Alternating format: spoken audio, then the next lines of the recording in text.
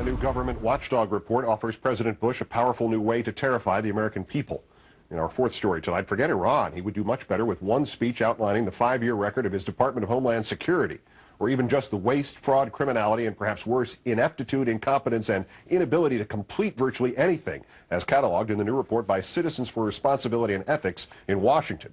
FEMA, of course, comes in for particular scorn. Its pathetic record on Katrina, consistent to this day with millions wasted on housing locations and mobile homes unsuitable for human life, consistent with President Bush's early decision to downgrade FEMA and appoint party favorites with no relevant experience to 5 out of FEMA's top 8 positions.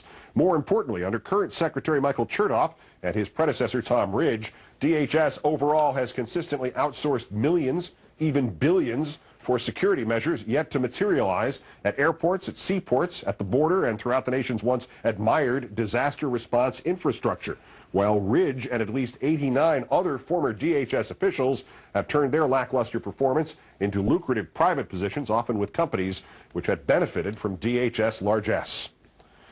On that note, let's bring in Rachel Maddow, whose show airs weeknights on Air America Radio without even a dime of federal taxpayer money. Good to see you. Nice to see you, Keith. All right, 6 years after 9/11, billions of dollars later, where are the cargo screeners, the radiation sensors, the luggage screeners, the bomb detectors, the secure borders? Stop me if I'm getting the point across here. The National Disaster Plan. Where are these things? Yeah, where were they before 9/11, too? That would have been nice. Homeland Security, if you strip away the Orwellian branding, calling it the Homeland for one, but all of the rest of it, is basic competent government. That's why they were able to take 24 existing government agencies and combine them under this umbrella to create DHS in the first place. It's because that's the stuff government's supposed to be doing. Port security, borders, emergency preparedness, that's basic governing. And so while the failure of those basic government functions under the rubric of Homeland Security is all the more disgusting because of the way they've marketed fear and terrorism in this administration, it really, at its heart, is just a failure of being able to perform the basic functions of government. Right. This is what Churchill said. The prime purpose of any government is the security and safety of its people. Right. It requires no additional mandate after that. Yeah. So who got the money? Where did the money that was supposed to go to this? When did they turn this into just another pork barrel operation? And instead of keeping us safe, who got the money to keep us safe? Who did they keep safe financially? Yeah, exactly. Who ended up with the reward while we all got the shaft?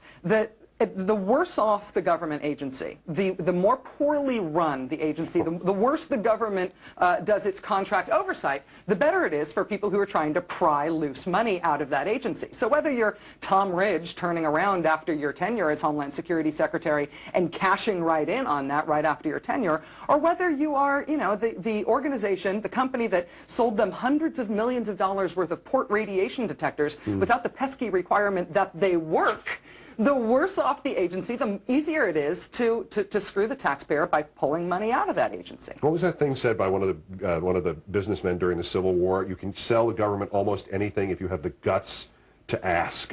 And there you have it. But is this incompetence, Rachel, or is it, as Naomi Klein suggests, intent?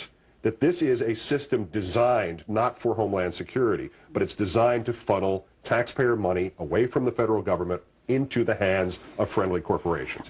Is it design? Well, we don't know unless we know their intent. But I think if you take a big picture on it, it's kind of, there's a compelling case to make for the way Naomi Klein sees it.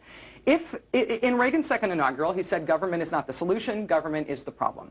That's been adopted as the mantra of the Republican Party and the right wing. So if you think the government is the problem and you then make government smaller, that makes sense. If you think government is the problem and then you make government a lot bigger, the biggest increase in the size of the federal government since World War II, then you have to answer, well, if you think government's the problem and you've just made it really big, if you as a conservative think that government can't help the American people, but you hugely enlarge the size of the government, who'd you do it for? It's not for us. It's by process of elimination, it has to be for somebody else. Yeah. It's just a question of which of the many somebody else's it could be. Yeah. So philosophically, close this out for me.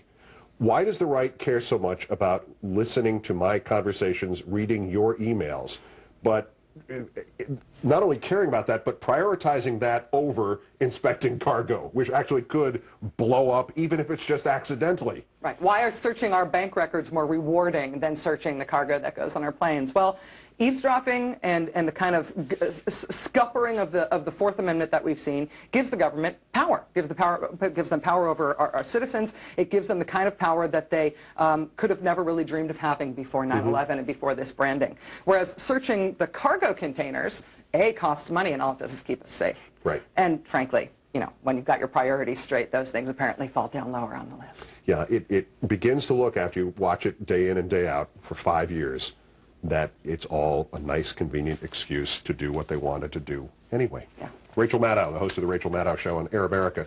As always, great. Thanks for coming in. Thank you, Pete.